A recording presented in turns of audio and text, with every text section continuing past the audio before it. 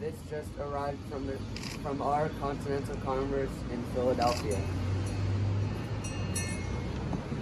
My fellow Virginians, in Congress, July 4th, 1776, the unanimous declaration of the 13 United States of America.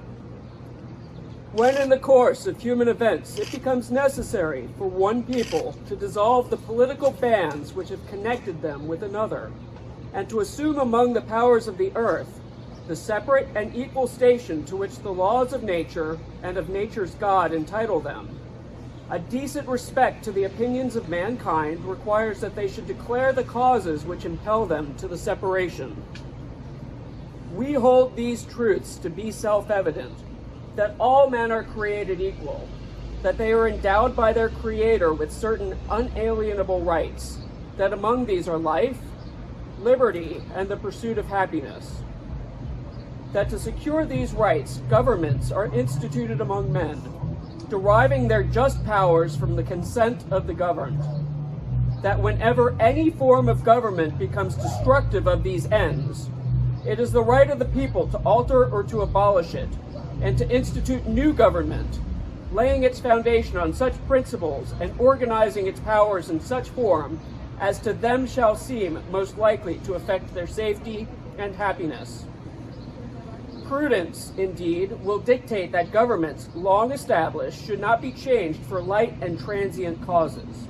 And accordingly, all experience hath shown that mankind are more disposed to suffer, while evils are sufferable, than to right themselves by abolishing the forms to which they are accustomed. But when a long train of abuses and usurpations, pursuing invariably the same object, evinces a design to reduce them under such absolute despotism, it is their right, it is their duty to throw off such government, and to provide new guards for their future security. Such has been the patient sufferance of these colonies, and such is now the necessity which constrains them to alter their former systems of government. The history of the present King of Great Britain is a history of repeated injuries and usurpations, all having in direct object the establishment of an absolute tyranny over these states. To prove this, let facts be submitted to a candid world. He has refused his assent to laws, the most wholesome and necessary for the public good. He has forbidden his governors to pass laws of immediate and pressing importance, unless suspended in their operation till his assent should be obtained, and when so suspended, he has utterly neglected to attend to them. He has refused to pass other laws for the accommodation of large districts of people, unless those people would relinquish the right of representation in the legislature, a right inestimable to them and formidable to tyrants only. He has called together legislative bodies at places unusual, uncomfortable, and distant from the depository of their public records, for the sole purpose of fatiguing them into compliance with his measures. He has dissolved representative houses repeatedly for opposing with manly firmness his invasions on the rights of the people.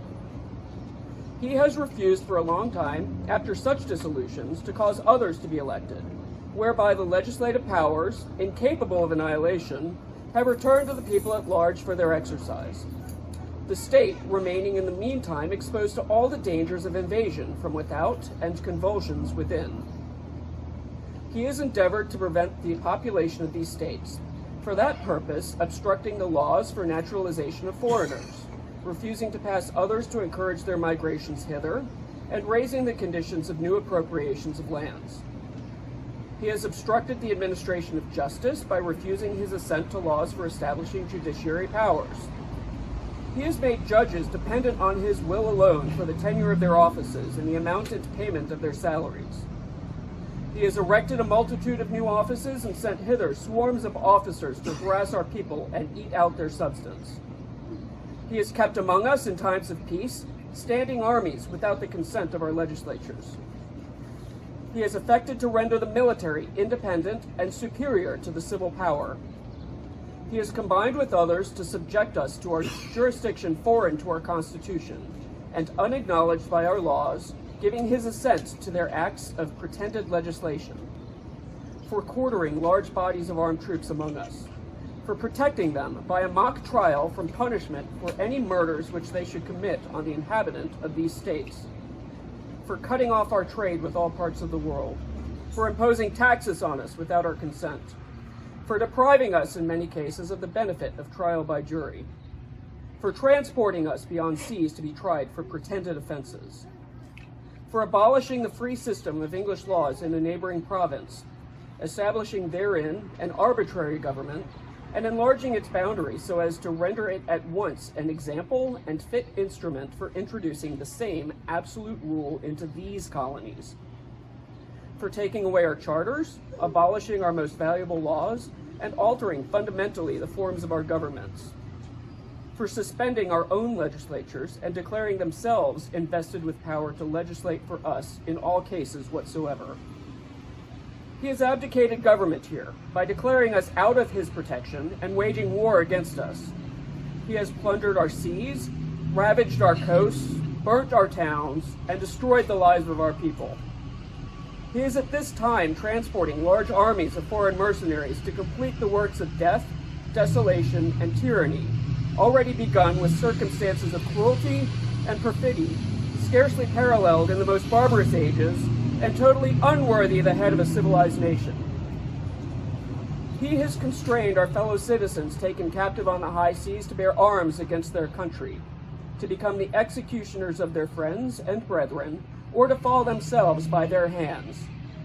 He has excited domestic insurrections amongst us, and has endeavored to bring on the inhabitants of our frontiers the merciless Indian savages whose known rule of warfare is an undistinguished destruction of all ages, sexes, and conditions. In every stage of these oppressions, we have petitioned for redress in the most humble terms. Our repeated petitions have been answered only by repeated injury. A prince whose character is thus marked by every act which may define a tyrant is unfit to be the ruler of a free people. Nor have we been wanting in attentions to our British brethren. We have warned them from time to time of attempts by their legislature to extend an unwarrantable jurisdiction over us. We have reminded them of the circumstances of our emigration and settlement here. We have appealed to their native justice and magnanimity, and have conjured them by the ties of our common kindred to disavow these usurpations, which would inevitably interrupt our connections and correspondence. They too have been deaf to the voice of justice and of consanguinity. We must therefore acquiesce in the necessity which denounces our separation and hold them as we hold the rest of mankind, enemies in war, in peace, friends. We therefore, the representatives of the United States of America, in General Congress assembled, appealing to the Supreme Judge of the world for the rectitude of our intentions, do, in the name and by the authority of the good people of these colonies, solemnly publish and declare that these united colonies are, and of right ought to be free and independent states, that they are absolved from all allegiance to the British Crown, and that all political connection between them and the state of Great Britain is and ought to be totally dissolved, and that as free and independent states, they have full power to levy war, conclude peace, contract alliances, establish commerce, and to do all other acts and things which independent states may of right do. And for the support of this declaration, with a firm reliance on the protection of divine providence, we mutually pledge to each other our lives, our fortunes, and our sacred honor.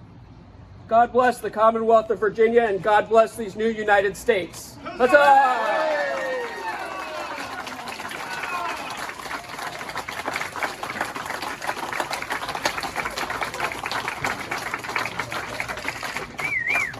We invite anyone who would like to come and sign the document.